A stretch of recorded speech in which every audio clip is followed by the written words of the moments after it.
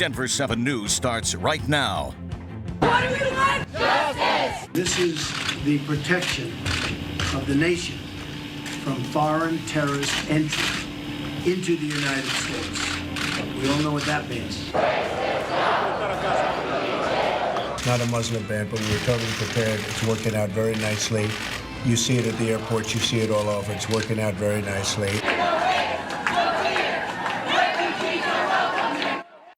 Major fallout across the country, including here in Denver, over President Trump's executive order. It imposes a 90-day hiatus on immigration from 7 majority Muslim nations and bans the entry of all refugees for 120 days.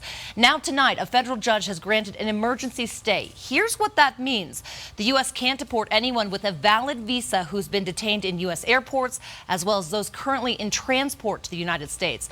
But there are still refugees stuck overseas who can't get home. Denver 7's Lance Hernandez is live at DIA tonight, where more than 200 people gathered in protest.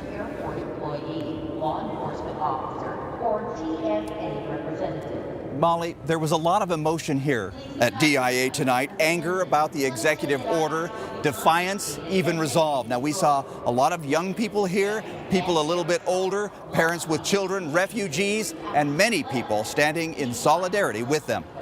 They came by the hundreds to the main terminal at DIA to speak out against the refugee ban. Suddenly they're being denied access to the place they call home, with no due process as far as I'm concerned. From the main terminal, they moved out onto the south platform and began chanting. Bridges, not walls! Bridges, not walls! There are 4 people in this world.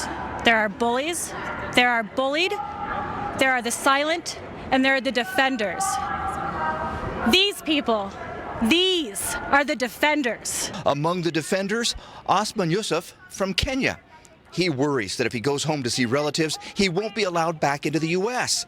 So he stays in contact with loved ones by phone. Every time they call me through phone, they ask me what is going on in the country. They are somehow scared. Let them in!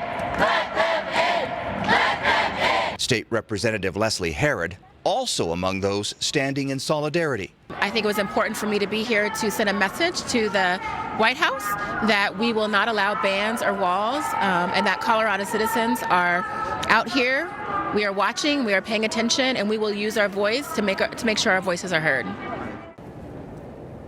Now, several refugees told me tonight they're worried that what is touted as a temporary ban on refugees and on immigration from certain Muslim countries could become permanent.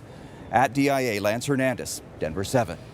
Today at the airport, 20 Colorado attorneys were on hand to offer free legal representation for anyone impacted by this executive order.